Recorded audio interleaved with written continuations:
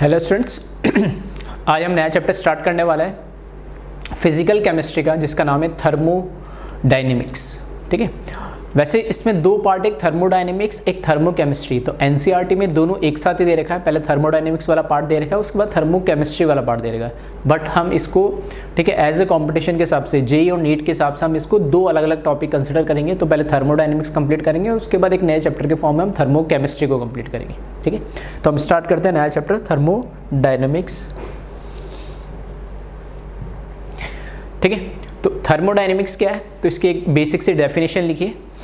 Thermodynamics के बारे में लिखा है, thermodynamics is a branch of physical chemistry which deals with interconversion of various form of energies. It also gives idea about spontaneity as well as equilibrium condition of process. ठीक है, तो पहला जो सेंटेंस है वो तो आपको इजीली समझ में आ गया होगा. ठीक है, दूसरे सेंटेंस में थोड़ी सी कुछ टर्म्स आपके लिए नए हैं ये. ठीक है, हो सकता है किसी ने सुने हो या हो सकता है नहीं भी सुने हो. ठीक है, तो पहले में तो ये लिखा है कि एक फिजिकल केमिस्ट्री का टॉपिक है. ठीक है, आधे बच्चे अभी तक इसमें कन्फ्यूजन रहते हैं, कोई भी टॉपिक स्टार्ट होता है तो सर ये फिजिकल है, इनऑर्गेनिक है, ऑर्गेनिक है. तो थर्मोडायनेमिक्स फिजिकल केमिस्ट्री का टॉपिक है. ठीक है, तो इसमें लिखा भी है कि branch of physical chemistry in which which deals with the inter conversion of energy. Energy के आपने, ठीक है, छोटी क्लास में बहुत सारे फॉर्म पढ़ोगे, एनर्जीज के अलग अलग फॉर्म होते हैं. तो एक फॉर्म को दूसरे फॉर्म में जो इंटर कन्वर्जन होता है वो थर्मोडायनेमिक्स में बताता है. दूसरा, अगर मैं ईजी लैंग्वेज में अगर इसको बोलूँ तो यहाँ पे जो इसका नाम है, ठीक है, नाम जो है एक लिखा है थर्मो और दूसरा लिखा है प्लस डायनेमिक्स. तो यहाँ पर थर्मोडायनेमिक्स का क्या मतलब है, थर्मो का जो मतलब होता है, ठीक है, थर्मो का जो मतलब होता है वो होता है हीट, और डायनेमिक्स का मतलब क्या है, मोशन या मैं मूवमेंट बोल सकता हूँ. तो हीट का जो मोशन है, ठीक है, या हीट का जो मूवमेंट है उसको हम स्टडी करते हैं यानी इसके अंदर. ठीक है, तो हीट एक्सचेंज, यहाँ हम बोल सकते हैं हीट भी फॉर्म ऑफ क्या है, एनर्जी है. तो एनर्जी का एक्सचेंज या मोशन या मूवमेंट उसका होता है, उसको हम स्टडी करते हैं. ठीक है, तो बहुत सिंपल सी लैंग्वेज में लिखा है. उसके बाद जो सेकंड सेंटेंस लिखा है वो लिखा है it also gives idea about spontaneity as well as equilibrium condition of process. दो नए वर्ड है, एक तो है स्पॉन्टेनिटी और एक है इक्विलिब्रियम. इक्विलिब्रियम हालांकि आपने पढ़ा होगा 9th में, थोड़ा बेसिक सी डेफिनेशन, लेकिन स्पॉन्टेनिटी या स्पॉन्टेनियस प्रोसेस नहीं सुना होगा. तो इस चैप्टर में भी हम, ठीक है, थर्मोडायनेमिक्स के भी यहाँ पर हम क्या 3 लॉ पढ़ने वाले. ठीक है, वैसे 4 लॉ है, 0, फर्स्ट, सेकंड और थर्ड लॉ मिला के. तो यहाँ पर स्पॉन्टेनिटी भी एक लॉ के थ्रू आया, उसके थ्रू हम एक्सप्लेन करते हैं. इक्विलिब्रियम वैसे हमारा जो नेक्स्ट टॉपिक होगा, थर्मोडायनेमिक्स के बाद थर्मोकेमिस्ट्री, थर्मोकेमिस्ट्री के बाद हम इक्विलिब्रियम में हम chemical and ionic equilibrium, 2 type के इक्विलिब्रियम पढ़ेंगे. वो हमारे सिलेबस के अकॉर्डिंग, एनसीईआरटी के अकॉर्डिंग, और वो भी एक चैप्टर दे रखा है एनसीईआरटी में, लेकिन उसको भी हम 2 कंसिडर करेंगे. केमिकल इक्विलिब्रियम अलग पढ़ेंगे डिटेल में, और एक आयोनिक इक्विलिब्रियम अलग पढ़ेंगे. ठीक है, तो स्पॉन्टेनिटी का मतलब इन जनरल मैं बता देता हूं, बाकी इसको डिटेल में इस चैप्टर में पढ़ेंगे. स्पॉन्टेनिटी का इन जनरल मीनिंग क्या होता है कि कोई भी प्रोसेस अपने आप होने की जो उसकी टेंडेंसी होती है, वहाँ मैं उसको क्या बोलूँगा, स्पॉन्टेनियस. फॉर एग्जांपल, अगर मैं यहाँ हाथ से, अगर ये मेरे पास स्टाइलस है और इसको अगर मैंने यहाँ से छोड़ दिया तो ये अपने आप नीचे आएगा, तो ये एक स्पॉन्टेनियस हुआ है नहीं. ठीक है, अगर मेरे को इस स्टाइलस को ऊपर फेंकना है तो मेरे को एक एनर्जी या फोर्स देना पड़ेगा, वो अपने आप नहीं आएगा. तो किसी भी काम को करने के लिए एक इनिशियल स्टार्ट देना पड़े हमें, ठीक है, या हमें उस स्टार्ट देने की जरूरत भी ना पड़े, तो वो कहलाएगा एक स्पॉन्टेनियस प्रोसेस. और किसी काम को करने के लिए हमें कंटिन्यूस एनर्जी या form, in the form of energy, हमें वहाँ पे कुछ फोर्स देना पड़ेगा या वर्क करना पड़ेगा, वो कहलाएगा नॉन स्पॉन्टेनियस. और सिंपल एग्जांपल, हमारे घर में सबके घर में पानी आता है, तो पानी डायरेक्ट यूज़ तो करते नहीं ऊपर. ठीक है, एक स्टोरेज टैंक होता है हमारे रूफ पे, छत के ऊपर. उस छत पे जो स्टोरेज टैंक होता है वहाँ से पानी आता है नीचे. तो उस स्टोरेज टैंक में भी तो पानी जाता हो कहीं ना कहीं से.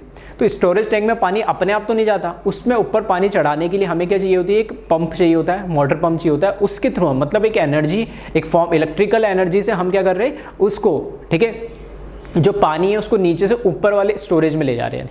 तो हमें वो कंटिन्यूस, ऐसा नहीं है कि मशीन मैंने एक बार चलाई और उसको बंद कर दी तो अपना पानी चढ़ता रहेगा, बिल्कुल नहीं होगा ऐसा, ठीक है। अगर मेरे को पानी चढ़ाना है वैसे कंटिन्यू मशीन ऑन कर रखने पड़ेगी। जैसे ही मैंने मशीन को ऑफ करा, पंप को ऑफ करा, पानी चढ़ना बंद हो जाएगा। इसका उल्टा, अगर मेरे को पानी ऊपर से नीचे लाना है तो टैप तो लगे हुए हर रूम में कनेक्टेड होते हैं, वॉशरूम वगैरह में, तो उस टैप को सिर्फ खोलना है, उसके बाद पानी अपना आता रहेगा।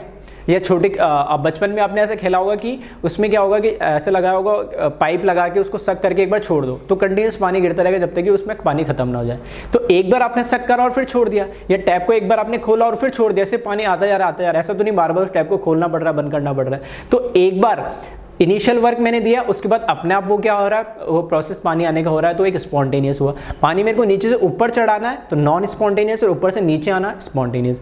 पहाड़ पे से या हाइट पे से पत्थर या कोई भी हैवी चीज़ को मेरे को लुढ़काना है तो हल्का से एक पुश देना पड़ेगा इनिशियल। जैसे मैंने पुश दिया फिर वो लुढ़कता लुढ़कता नीचे आ जाएगा, वो लाएगा स्पॉन्टेनियस। यही देर ऊपर ले जाना आपको हाइट पे किसी हैवी चीज़ को, तो उस पर क्या फोर्स या उसको उठा के ले आना पड़ेगा, एक एनर्जी देनी पड़ेगी, ठीक है। तो इस तरीके से आप इजीली समझ सकते हो। स्पॉन्टेनिटी का मतलब क्या है कि कोई भी काम अपने आप कब होगा तो उसको बोलेंगे स्पॉन्टेनियस, और कब हम उसको एनर्जी देने पड़ेगी कंटिन्यूअस, उसको बोलेंगे हम नॉन स्पॉन्टेनियस। इक्विलिब्रियम, ये पूरा एक चैप्टर है, फिर भी एक आइडिया देता हूँ। इक्विलिब्रियम होता है, अलग अलग तरह के इक्विलिब्रियम होते हैं, chemical equilibrium, ionic equilibrium, electrical equilibrium, thermal equilibrium, ठीक है, केमिकल इक्विलिब्रियम, बहुत सारे तरह के इक्विलिब्रियम होते हैं। तो इक्विलिब्रियम एक सिंपल सा अगर मैं बोलूँ तो बैलेंस होता है एक, ठीक है। बैलेंस होता है कि अगर आप जैसे नॉर्मल तराजू आप जैसे देखते होंगे, पहले होता था, आजकल तो डिजिटल आ गए। पहले यहाँ पर अगर आपको 1 kg कुछ चाहिए होता तो यहाँ पे दूसरी जगह 1 kg का वेट रखा जाता था, तो वो एकदम से बैलेंस करके एक इक्विलिब्रियम पोजीशन में आ जाते हैं, ठीक है। तो ऐसा हम इसको ईजिली भी समझ सकते हैं। बाकी इसका डिटेल में, ठीक है, इसका मतलब ये नहीं है, लेकिन इसका डिटेल में हम थोड़ा, जब ये टॉपिक आएगा इस चैप्टर में भी इसकी जरूरत पड़ेगी तब मैं और बात करूँगा आगे, ठीक है। तो एक बार आप वीडियो पॉज करके और इसके डेफिनेशन या थर्मोडाइनमिक्स को कैसे हम डिफाइन करते हैं वो लिख लीजिए। फिर हम आगे बढ़ते हैं इसमें। थर्मोडायनेमिक्स के अंदर क्या है,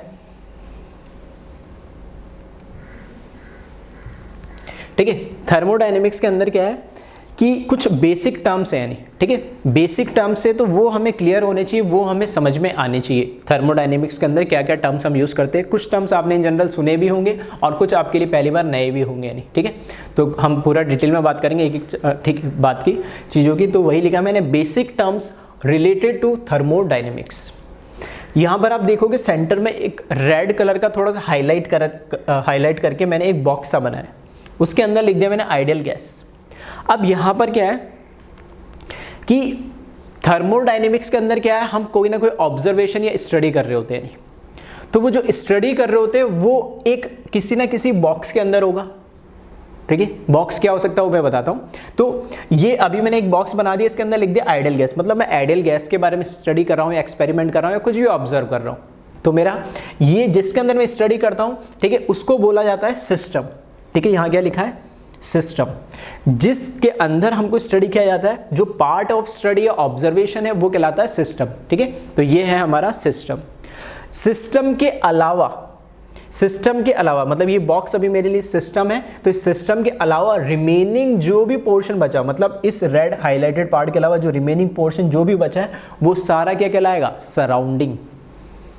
एक्चुअल में यूनिवर्स तो आप जानते ही है, ठीक है। तो बिल्कुल सिंपल सा है। यूनिवर्स क्या होता है, यूनिवर्स ये होता है कि सब कुछ आ गया उसके अंदर, ठीक है। अब मैं जहाँ खड़ा हूँ जिसमें ये रिकॉर्डिंग हो रही है, ठीक है, रिकॉर्डिंग रूम हो गया, ठीक है, स्टूडियो हो गया मतलब, और ये कैंपस हो गया, ये सिटी हो गया, ये कंट्री हो गया, मतलब पूरे सब कुछ आ जाएगा, अर्थ आ जाएगा, नहीं, ठीक है। तो ये हुआ यूनिवर्स। उस यूनिवर्स के अंदर कितना सिस्टम हमारा छोटा है वो उससे कोई फर्क नहीं पड़ता, बस जो हमारा स्टडी और ऑब्जर्वेशन वाला पार्ट है उसको हम बोलेंगे सिस्टम।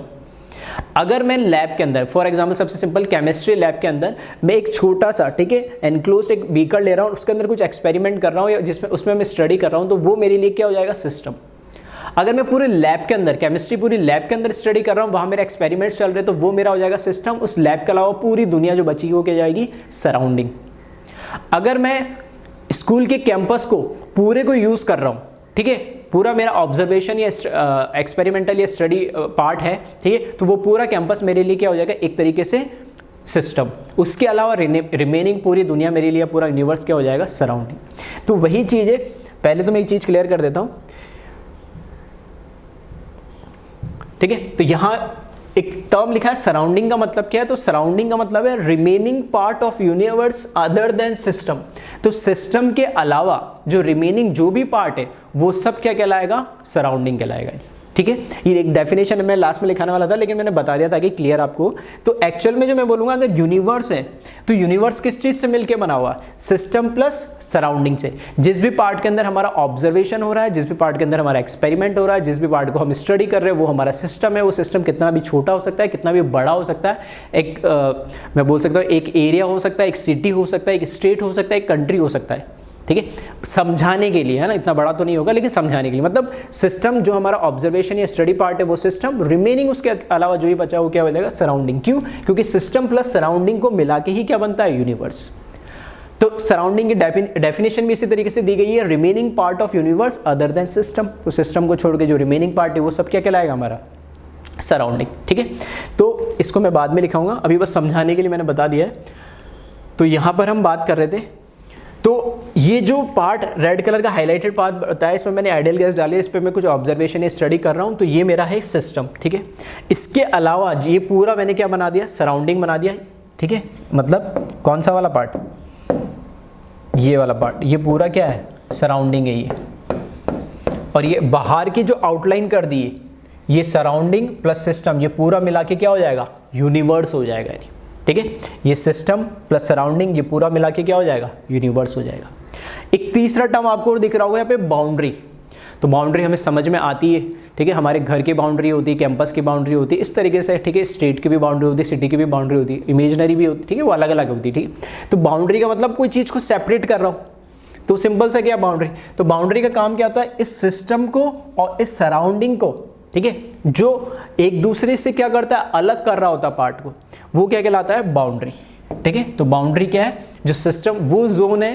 ठीक है, वो एक लाइन ये बोल सकता हूँ मैं, जो सिस्टम प्लस सराउंडिंग को क्या करता हो, सेपरेट करता हो, तो उसको हम क्या बोलते हैं, बाउंड्री बोलते हैं। ठीक है, तो ये बेसिक से सिंपल से तरीके से मैंने इसको समझाया।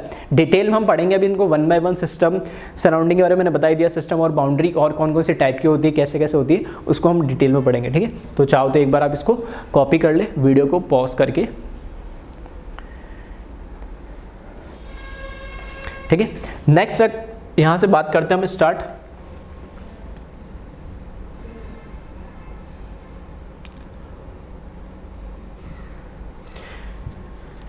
ठीक है, बाउंड्री से हम स्टार्ट करते हैं पहले। ठीक है, फिर हम सिस्टम के बारे में बात करेंगे, फिर सराउंडिंग के बारे में बात करेंगे। ये एक ओवरव्यू दिया अभी मैंने। बाउंड्री क्या है, तो बाउंड्री के लिए मैंने यहाँ पे ऊपर डेफिनेशन लिखी है, zone that separate system and surrounding is known as boundary.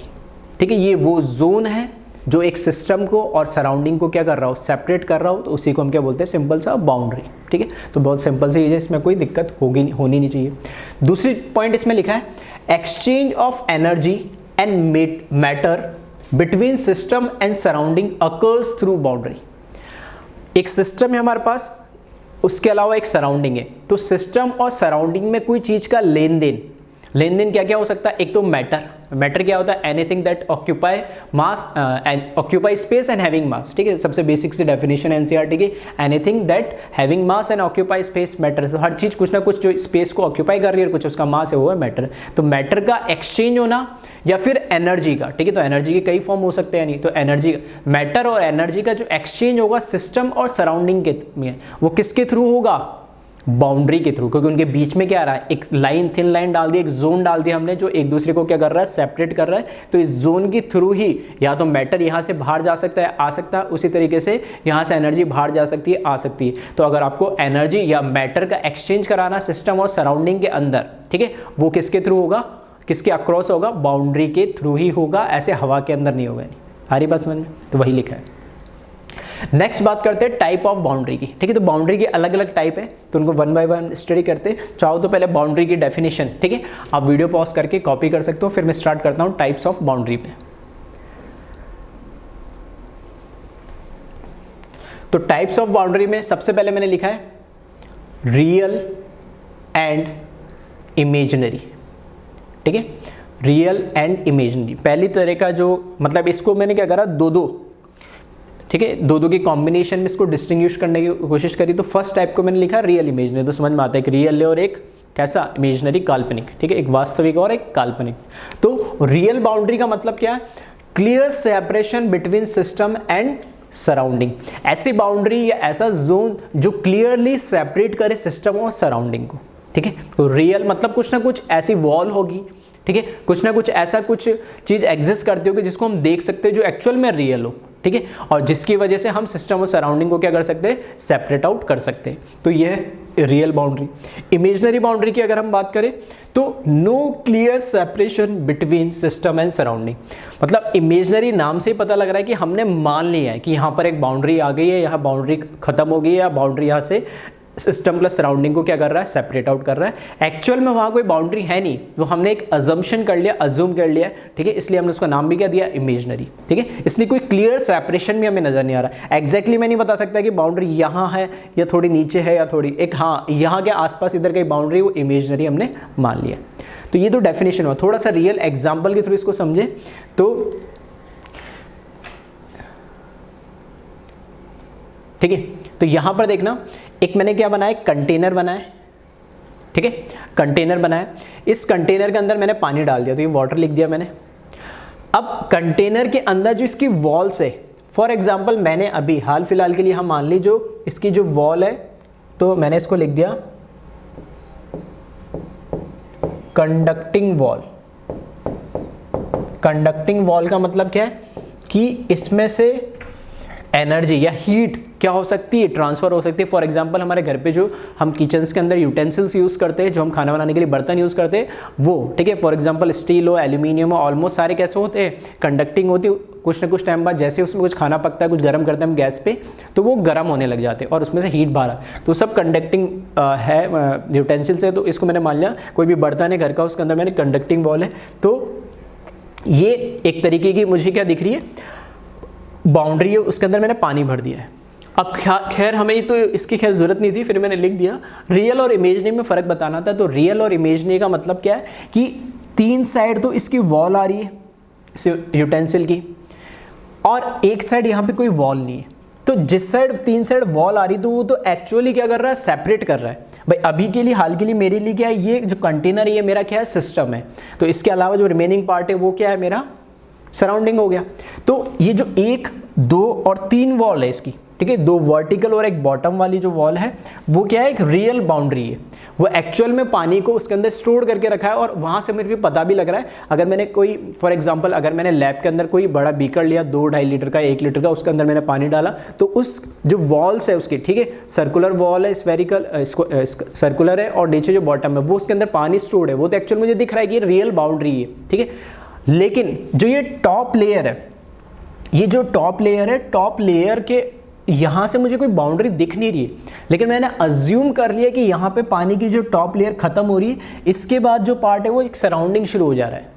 इसके बाद भाई बाहर भी क्या एक तरीके से मान सकता हूँ एयर है, तो इधर भी क्या एयर आ गई, तो मैंने बोल दिया कि एक इमेजनरी है। एक्चुअल में यहाँ कोई मुझे थिन लाइन या एग्जैक्टली, हाँ मुझे एक ऊपर वाली टॉप लेयर दिखेगी जरूर, लेकिन मैं उसको एक इमेजनरी इसलिए मान रहा हूँ क्योंकि एक्चुअल में वहाँ कोई सेपरेशन है नहीं। वो मैंने अज्यूम कर लिया कि यहाँ पर लास्ट लेयर पानी का खत्म हो रहा है, ठीक है, एग्जैक्टली किस पोजीशन पे वो नहीं बता सकता, हाँ थोड़ा ऊपर नीचे हो सकता है, ठीक है। तो वो जो बाउंड्री है वो क्या कहलाएगी, इमेजनरी बाउंड्री कहलाएगी। आ रही बात समझ में। तो यहाँ पर एग्जैक्ट एक्चुअल सेपरेशन देखने को नहीं मिलेगा, इसलिए हमने उसका नाम भी क्या दिया, इमेजनरी बाउंड्री दिया। तो रियल जो वॉल्स है उसको तो हमने बोला रियल बाउंड्री, और जहाँ पे हम अज्यूम कर रहे हैं कि यहाँ पे पानी खत्म हो गया, अब एयर यहाँ पर फिल होगी, इन दोनों के बीच में एग्जैक्ट कहाँ पोजीशन वो नहीं बता सकते, लेकिन अजम्पशन करा है, तो उसी को हमने क्या बोलते हैं, इमेजनरी बाउंड्री। तो फर्स्ट जो हमने कैटेगराइज करा उसको रियल और इमेजनरी की बेसिस पे, तो वो इस तरीके से एक सिंपल एग्जाम्पल से हम समझ सकते हैं, ठीक है। तो वीडियो पॉज करके इसको भी एक बार आप कॉपी कर ले। फर्स्ट कैटेगरी है रियल एंड इमेजनरी बाउंड्री।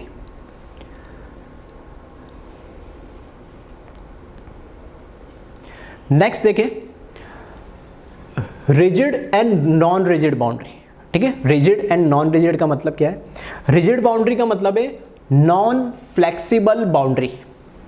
क्या मतलब है, non flexible boundary, that is neither expansion nor compression takes place and volume remain constant. Rigid फिर से मैं बोलूँगा, ठीक है, सिंपल सी इंग्लिश बेसिक से वर्ड है जो आप डेली लाइफ में सुनते भी। रिजिड का मतलब है फिक्स्ड हो गया, यानी मतलब फ्लेक्सिबल का, नॉन फ्लेक्सिबल का मतलब क्या है कि ऐसा नहीं है कि ये बाउंड्री है, इसको मैं आगे या पीछे मूव कर सकता हूँ, या इसको जो फॉर एग्जांपल जो हमारी यूटेंसिल्स ऐसा थोड़ी मैं उसको दबा के छोटा कर दिया, बड़ा कर दिया खींच के, पॉसिबल नहीं है, ठीक है। तो वो क्या एक तरीके से रिजिड हो गया। और आपने इस तरीके जैसे पंप देखे होंगे जिसमें पंप में 3 साइड, तो क्या होता है जैसे पहले छोटे हम अब आपने पता नहीं देखा नहीं देखा, अभी तो क्या है जैसे आप जहाँ पे मैकेनिक वगैरह पंचर वगैरह निकालते गाड़ी में, वहाँ आजकल तो क्या हो गया डायरेक्ट वो मशीन से फिल करता पाइप लगा के। पहले क्या होता था वो एक पंप होता है जिसको हम प्रेस करते थे, यानी ठीक है, उससे एयर लेता था फिर वो उसमें जाती थी। तो ऊपर वाला जो होता है वो एक पिस्टन, वो एक तरीके से मूवेबल होता है, ऊपर नीचे हम उसको कर सकते हैं, ठीक है। तो वहाँ पर क्या है कि वो फिक्स्ड नहीं है, नॉन फ्लेक्सिबल टाइप हो गया, मतलब उसको प्रेस भी कर सकते हैं और दबा भी सकते हैं। या फिर और सबसे सिंपल है बैलून ले लो आप, ठीक है। तो बैलून की जो वॉल है ऐसे देखने में तो क्या लग रही है फिक्स, लेकिन आप उसको कंप्रेस भी कर सकते हो और एयर भर के उसको फिल भी कर सकते हो, तो एक तरीके से क्या फ्लेक्सिबल हो गई।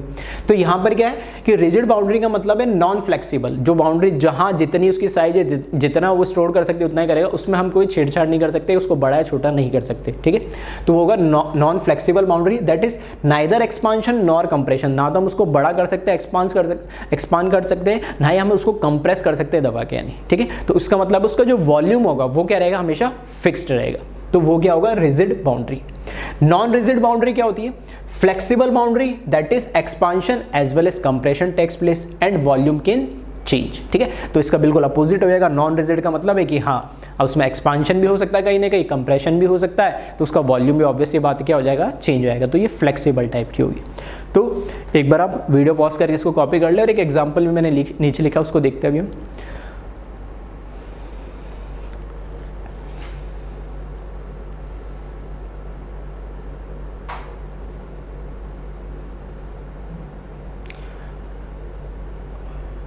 ठीक है, तो एग्जाम्पल आप देखें यहाँ पे, एग्जाम्पल में क्या दे रखा मैंने, फिर से एक कंटेनर बना दिया, अंदर मैंने लिख दिया आइडियल गैस, ठीक है, आइडियल गैस फिल है इसके अंदर।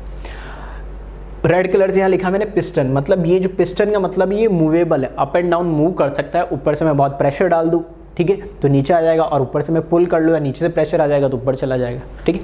कब आएगा कब नहीं आएगा वो आगे हम बात करेंगे इसी चैप्टर में। अभी हाल फिलहाल के लिए मैं एक, ठीक है, आपको एग्जाम्पल के फॉर्म बता रहा हूँ। अब बाउंड्री की हम बात कर रहे हैं, तो ये आइडियल गैस, इसके बारे में स्टडी कर रहा हूँ, ये मेरा ऑब्जर्वेशन है, ऑब्जर्वेशन इसके बारे में ऑब्जर्वेशन कर रहा हूँ मैं। तो ये मेरा इतना सा जो पार्ट, ये क्या मेरा सिस्टम है, इसके अलावा वो क्या हो गया सराउंडिंग। अब इसमें जो ये 1, 2 और 3 वॉल है अभी, ठीक है, वही वापस से ये कैसी है, रिजिड बाउंड्री है। रिजिड बाउंड्री क्यों, क्योंकि इनको मैं एक्सपांड, इसको ऐसे दबा नहीं सकता या इसको छोटा नहीं कर सकता, एक्सपांड नहीं कर सकता। 3 बाउंड्री फिक्स्ड है, दैट मीन्स ये कैसी है, रिजिड बाउंड्री है। लेकिन जो ऊपर वाला जो पिस्टन है जो मूवेबल है, अप एंड डाउन मूव कर सकता है पिस्टन, तो ये कैसे होगी, नॉन रिजिड बाउंड्री होगी। नॉन रिजिड क्यों, क्योंकि इसके ये क्या कंप्रेस भी हो सकता है, एक्सपांड भी हो सकता है, और इसकी वजह से इसका वॉल्यूम भी क्या हो जाएगा, चेंज होगा। वॉल्यूम चेंज का मतलब ऐसा नहीं कमी हो या ज़्यादा हो, कुछ भी हो सकता है। एक्सपांड होगा तो बढ़ जाएगा इसका सिस्टम का वॉल्यूम, और कंप्रेस होगा तो वॉल्यूम कम हो जाएगा, ठीक है। तो ये एक सिंपल सा एग्जाम्पल को इस तरीके से आप समझ सकते हो। तो इसको एक बार आप कॉपी कर लें वीडियो पॉज करके।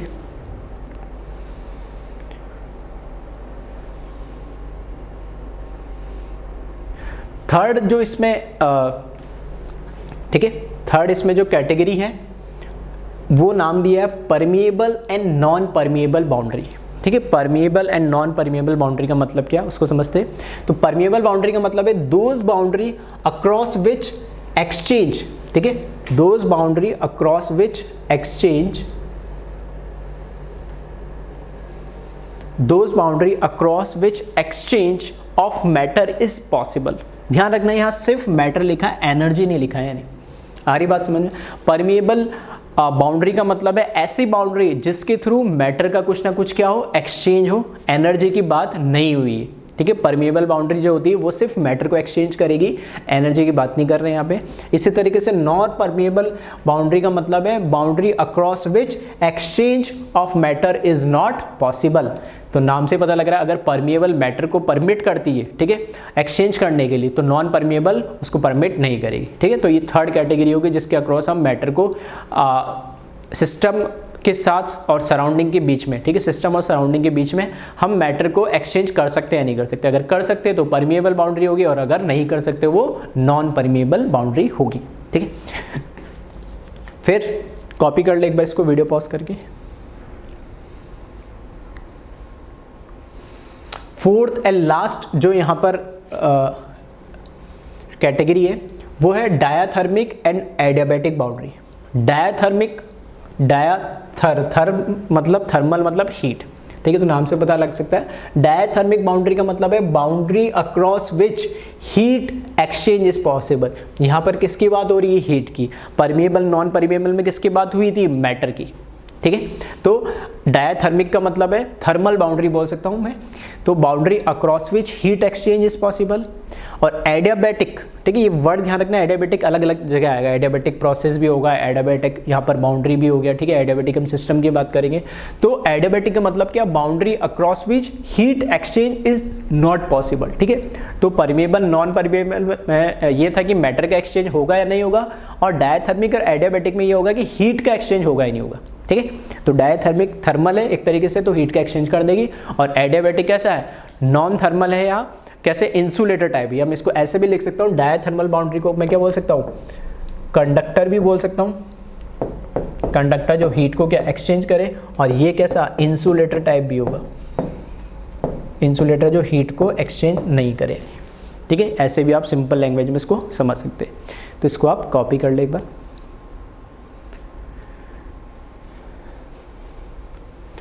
अब आते हैं बात, ठीक है, अभी तक हमने बात सिस्टम, सराउंडिंग और बाउंड्री की हम बात कर रहे थे। तो बाउंड्री क्या होती है उस पर हमने बात करा, जो सिस्टम सराउंडिंग को सेपरेट करता है, और कैसे कैसे टाइप की बाउंड्री आती है उसको हमने 4 कैटेगरी में, ठीक है, डिवाइड कर दिया था।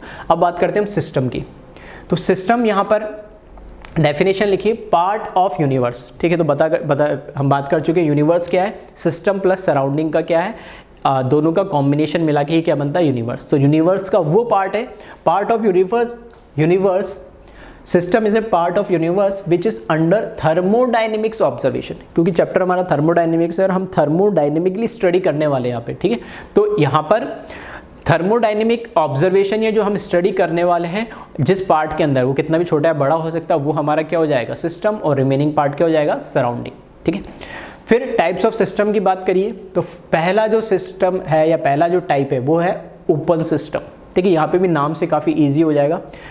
ओपन का मतलब है system which can exchange matter as well as energy with surrounding, ठीक है। 2 चीज़ पे हम इस चैप्टर में काफ़ी बात करने वाले हैं, मैटर या कोई ना कोई ऑब्जेक्ट के बारे में, और एक एनर्जी के बारे में। तो मैटर और एनर्जी दोनों का एक्सचेंज अगर सिस्टम और सराउंडिंग के बीच में हो पा रहा है, तो ऐसा सिस्टम पूरा क्या कहलाएगा? ओपन सिस्टम, ठीक है। तो इसको एक बार वीडियो पॉज करके कॉपी कर ले। एग्जाम्पल भी नीचे लिखा, मैं उसको थोड़ा और एलोब्रेट करता हूँ।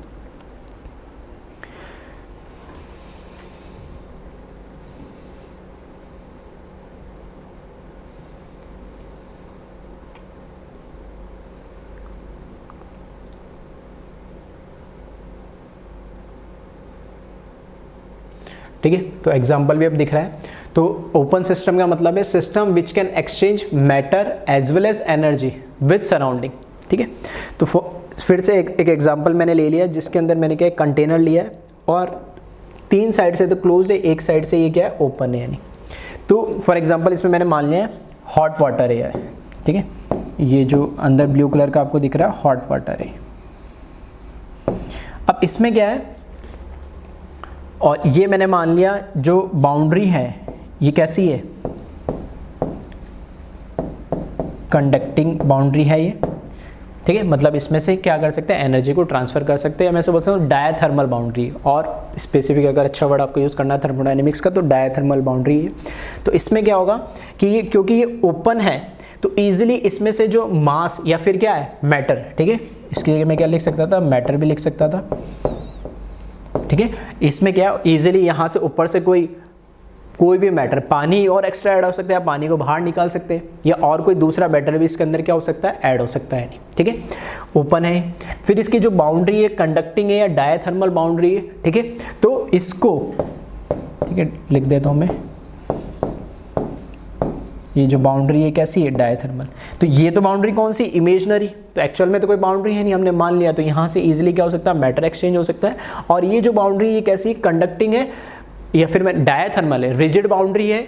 और क्या बोल सकता हूँ मैं इसको? अगर अब जो अभी हमने पढ़ा उसमें रिजिड बाउंड्री आ गया, ठीक है। और रियल बाउंड्री है ये, रिजिड बाउंड्री है तीन साइड, रियल बाउंड्री है बट डायथर्मल है ये, ठीक है। तो इसमें एनर्जी का एक्सचेंज भी हो सकता है, तो मास या मैटर का भी एक्सचेंज हो सकता है, एनर्जी का भी एक्सचेंज हो सकता है। तो ऐसे सिस्टम को हम क्या बोलेंगे, ओपन सिस्टम बोलेंगे, ठीक है। तो इसको वीडियो पॉज करके एक बार कॉपी कर ले एग्जाम्पल को भी।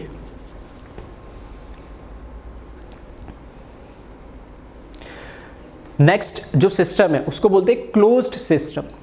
क्लोज सिस्टम का मतलब क्या, system which can exchange only energy with surrounding but not matter. तो साफ लिखा है कि सिर्फ और सिर्फ किसका एक्सचेंज होगा, एनर्जी का एक्सचेंज होगा, मैटर का एक्सचेंज नहीं हो सकता। दैट मीन्स अब की बार फिर से इसके अंदर मैंने क्या करा, हॉट वाटर ले लिया, ठीक है, हॉट वाटर ले लिया है।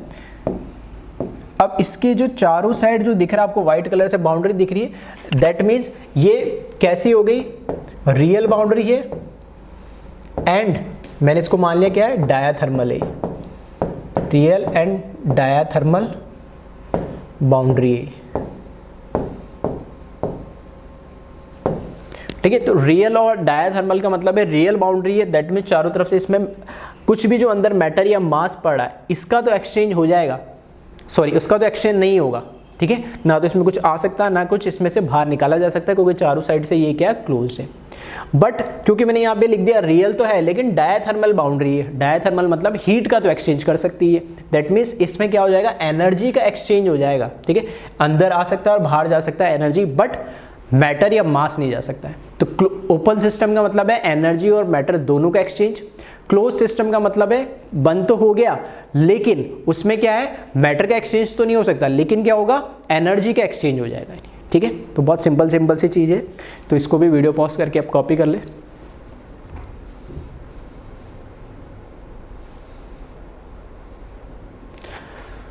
थर्ड जो सिस्टम है वो है आइसोलेटेड सिस्टम, ठीक है। नाम से आपको समझ में आ गया होगा, पूरा आइसोलेट है ये। किससे आइसोलेट है, ये सिस्टम सराउंडिंग से आइसोलेट है। ये यूनिवर्स का वो पार्ट है जो सराउंडिंग के साथ किसी भी तरीके से एक तरीके से मैं बोल रहा हूँ उसके किसी के साथ कांटेक्ट नहीं है, मतलब ना तो इसमें से मैटर का एक्सचेंज हो सकता है ना ही इसमें क्या हो सकता है, एनर्जी का एक्सचेंज हो सकता है। तो एकदम आइसोलेटेड पार्ट हो गया है, ठीक है। जैसे हमने कोविड के अंदर क्या करते थे, आइसोलेट कर देते थे। आइसोलेट करने का मतलब है कि जिस भी इंसान को हमने आइसोलेट करा है वो किसी दूसरे इंसान के कांटेक्ट में ना आए। तो जिस रूम के अंदर हमने कोविड पेशेंट को, एक कोविड पॉजिटिव पेशेंट जो है उसको हमने रखा, वो दूसरे कांटेक्ट में नहीं आ रहा, मतलब आइसोलेट टाइप हो गया बिल्कुल, ठीक है। तो वही चीज़ इधर भी कि system which neither exchange energy nor matter with surrounding, ना तो इसमें से एनर्जी एक्सचेंज हो सकती है ना ही मैटर। तो इसको इस सिस्टम को हम क्या बोलते हैं, आइसोलेट सिस्टम। और फिर से अब आप बताएं, अगर मैंने यहाँ हॉट वाटर लिया तो कैसी बाउंड्री होगी, ठीक है। तो ये जो बाउंड्री होगी, ठीक है, रियल तो है ही, रिजिड भी है, ठीक है, एंड साथ में कैसी है, एडियाबैटिक, ठीक है, एडियाबैटिक बाउंड्री है। तो इसके थ्रू क्या होगा, एनर्जी का भी एक्सचेंज नहीं हो सकता है, रियल है तो चारों तरफ से क्लोज हो गई, ठीक है, और एडियाबैटिक होने की वजह से इसमें से कोई एनर्जी का और हीट का भी कोई एक्सचेंज नहीं हो सकता है, ठीक है। तो तीन टाइप के बेसिक से सिस्टम है जिसको हम ओपन, क्लोज और आइसोलेटेड। और आई थिंक ये जो आपने है, ठीक है, तीनों आपने अभी तक अप टू 10th क्लास में कहीं ना कहीं किसी साइंस के किसी चैप्टर में आपने पढ़ा भी होगा नहीं, ठीक है। तो थोड़ा सा उसको हमने एलोबरेट करके बताया, हो सकता है इतना आपने पढ़ा भी हो। तो इसको कॉपी कर ले एक बार वीडियो पॉज करके, ठीक है।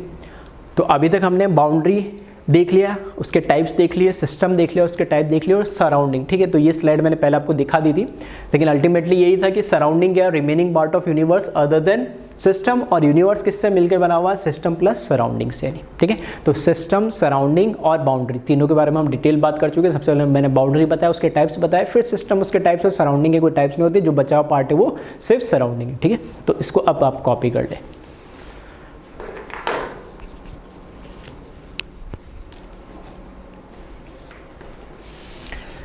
इसके बाद हम बात करते हैं mode of transfer of energy, ठीक है। एनर्जी को ट्रांसफर करने के लिए काफ़ी सारे मोड हो सकते हैं। यहाँ इस स्पेसिफिक थर्मोडायनेमिक्स इस चैप्टर में जो हमें काम आने में वाला उसकी बात करने वाला हूँ, ठीक है। तो दो मोड है कि एनर्जी को ट्रांसफर करने के लिए एक होता है वर्क और एक होता है हीट, ठीक है। तो कैसे डिफाइन किया उसको हम देख लेते हैं। तो mode of transfer of energy, ठीक है। तो energy can be transferred in 2 ways. First लिखा मैंने हीट, ठीक है, नोटेशन आप ध्यान रखना, हीट को इस चैप्टर में मैं स्मॉल क्यू से रिप्रेजेंट करूंगा, ठीक है। जनरली हो सकता है किसी बुक्स में आपको कैपिटल क्यू भी मिले, क्योंकि थर्मोडायनेमिक्स एक चीज मैं बता देता हूँ कि ये चैप्टर आपको फिजिक्स में भी मिलेगा, ठीक है। फिजिक्स में भी थर्मोडायनेमिक्स है और केमिस्ट्री में भी थर्मोडायनेमिक्स है। तो क्या दोनों अलग अलग है? नहीं, बिल्कुल सेम है, वही मीनिंग है थर्मोडायनेमिक्स का, बस उसकी एप्लीकेशन की बात अलग अलग हो गई। फिजिक्स में थर्मोडायनेमिक्स, कार्नोट साइकिल और इस तरह के इंजन्स होते हैं, उस पर ज़्यादा वो बेसिकली फोकस्ड होता है, वो वाला पार्ट जो फिजिक्स के अंदर पोर्शन होता है। और केमिस्ट्री के अंदर जो थर्मोडायनेमिक्स वाला जो पार्ट है वो केमिकल रिएक्शन से रिलेटेड ज़्यादा पोर्शन होता है। एक सिस्टम में हमको रिएक्शन करवा रहे हैं, फॉर एग्जाम्पल जैसे मैं गैसेस ले रहा हूँ वगैरह, ठीक है।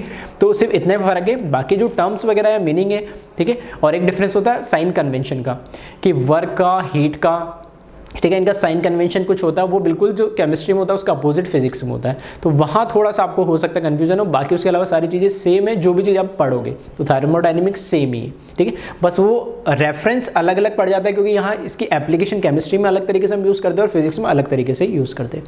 तो वही मैं कह रहा हूँ कि हीट है, हीट का जो सिंबल है वो मैं इस चैप्टर में केमिस्ट्री के अंदर स्मॉल क्यू के फॉर्म में यूज़ करूँगा हीट को, ठीक है। तो हीट का क्या मतलब है? Energy transfer takes place due to temperature difference is known as heat, ठीक है। इंपॉर्टेंट चीज क्या है यहाँ पर कि जो मैं बोल रहा हूँ यहाँ पर हीट क्या है? एक एनर्जी का ट्रांसफर है, हीट, ठीक है, का ट्रांसफर होता है, ठीक है। हमने किसी यूटेंसिल को गैस के ऊपर गर्म करा तो वहाँ से हीट गर्म होगी, थोड़ा हमको फील भी होता है, हाथ पास में आएगा और गर्म होगा, टच करेंगे तो एकदम गर्म फील होगा। तो हीट का ट्रांसफर हो रहा है उस यूटेंसिल के थ्रू। तो लेकिन क्यों होता है? तो energy transfer takes place due to temperature difference, ये इंपॉर्टेंट है।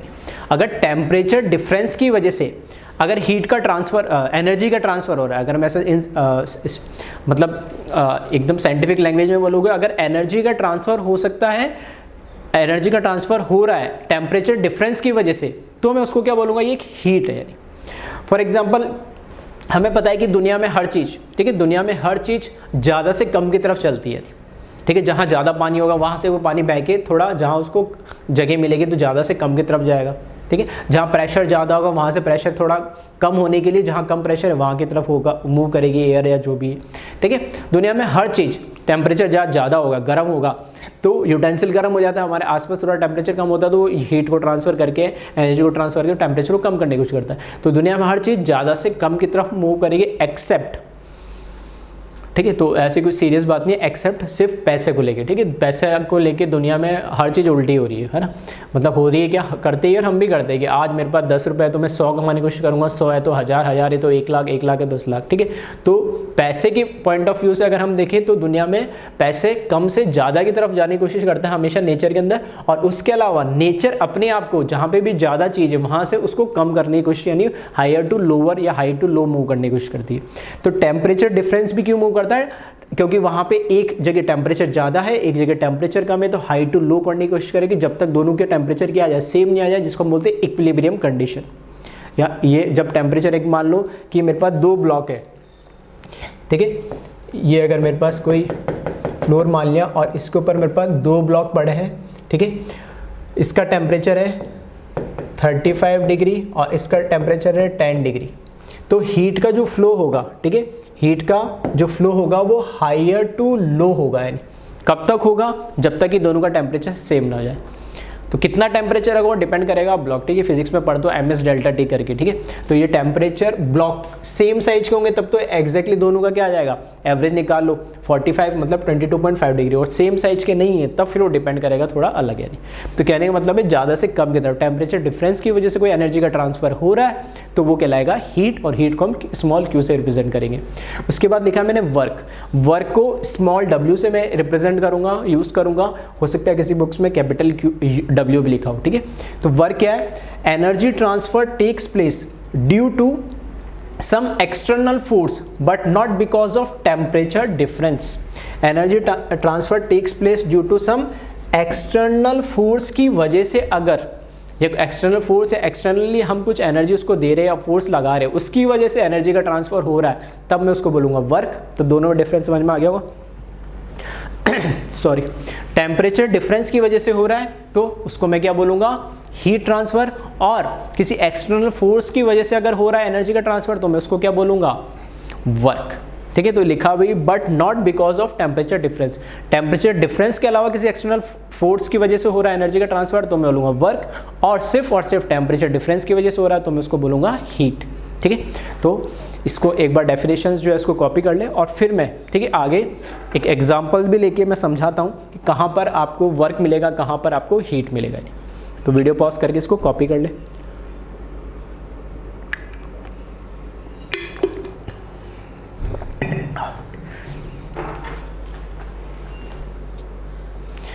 अब यहाँ देखिए तीन मैंने यहाँ पर अलग अलग सिस्टम बनाए, तीनों हम चेक करते हैं कहाँ पे मुझे वर्क मिलेगा, कहाँ पे मुझे हीट मिलेगा।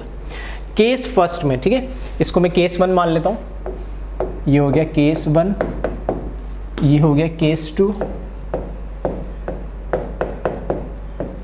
और ये हो गया केस 3।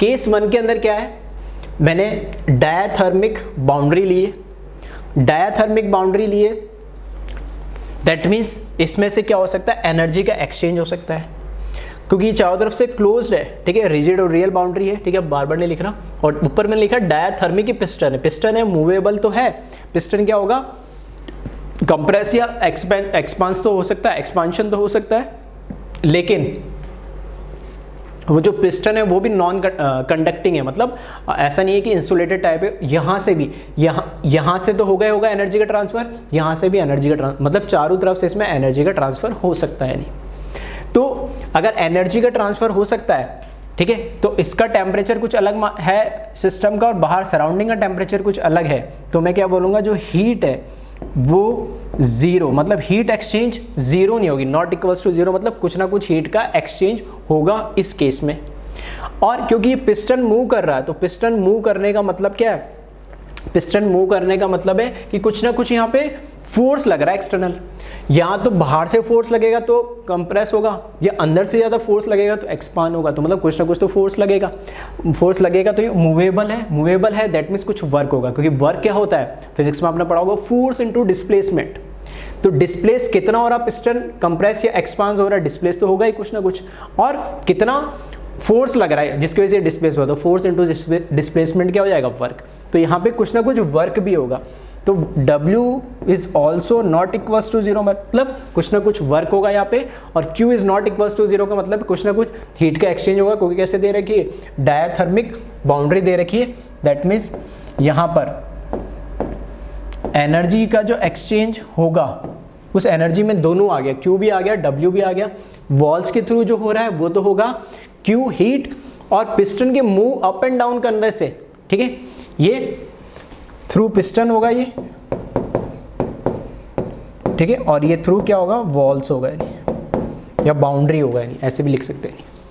क्लियर है, तो यहाँ पर Q और W क्या होगा उसको हम समझाने की कोशिश कर रहा हूँ। तो पहले केस में मूवेबल पिस्टन है, डायाथर्मिक बाउंड्री है, ठीक है, दैट मीन्स वो कंडक्टिंग बाउंड्री है, तो वहाँ से हीट का भी एक्सचेंज हो सकता है, और मूवेबल होने से पिस्टन वर्क इनटू डिस्प्लेसमेंट, मतलब कुछ ना कुछ वर्क भी हो सकता है। ठीक है, केस 2 में देखें, इसमें पूरा जो सिस्टम है वो क्या ले लिया, एक तरीके से बाउंड्री तो कौन सी ली, डायाथर्मिक, लेकिन कैसी होगी, रियल और रिजिड बाउंड्री होगी। अब इसमें कोई पिस्टन नहीं लगा तो मूवेबल नहीं है, तो वर्क तो नहीं हो सकता, कोई डिस्प्लेसमेंट नहीं होगा, डिस्प्लेसमेंट फोर्स कितना भी लगा लो, ये जब रिजिड है, ठीक है, इस बाउंड्री को और मैं लिख दूं स्पेसिफिक, कैसी बाउंड्री है, रिजिड बाउंड्री है, ठीक है, तो रिजिड बाउंड्री तो मूव तो कर नहीं सकती, तो वर्क तो कुछ होगा नहीं, तो वर्क हो जाएगा जीरो। लेकिन डायाथर्मिक बाउंड्री है, डायाथर्मिक बाउंड्री, इसका मतलब क्या होगा, यहाँ पर हीट का तो एक्सचेंज हो सकता है, यानी हीट का एक्सचेंज हो सकता है, that means Q again is not equals to zero in case 2, क्योंकि यहाँ पर डायाथर्मिक वॉल्स है, तो इनके थ्रू क्या हो सकता है, हीट का एक्सचेंज हो सकता है, लेकिन यहाँ पर जो वर्क डन है W है वो हो जाएगा जीरो, क्यों, क्योंकि यहाँ पर कोई डिस्प्लेसमेंट नहीं हो सकता है केस 2 में। केस 3 देखिए, केस 3 के अंदर यहाँ पर मैंने क्या करा, एडियाबैटिक बाउंड्री लिख दी। एडियाबैटिक बाउंड्री जो है, ठीक है, एडियाबैटिक बाउंड्री है, और इसको भी अगर मैं चाहूँ तो लिख दूँ रिजिड बाउंड्री है, ठीक है, कैसी बाउंड्री है, रिजिड बाउंड्री है, फिक्स्ड बाउंड्री है, मूवेबल नहीं है।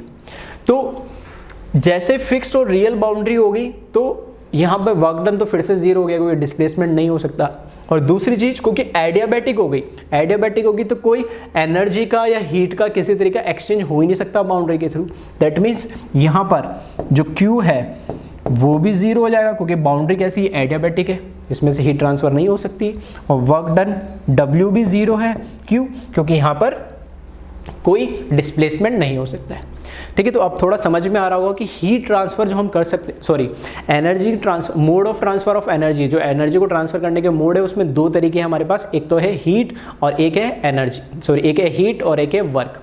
हीट तभी काम करेगा जो वॉल्स के थ्रू काम एनर्जी का ट्रांसफर हो रहा होगा, और वर्क कब काम करेगा, जब कुछ ना कुछ उसमें डिस्प्लेसमेंट हो रहा हो, तो वहां से हम फोर्स इनटू डिस्प्लेसमेंट से हम क्या बता सकते हैं, वर्क। ठीक है, तो इसको आप कॉपी कर ले वीडियो पॉज करके।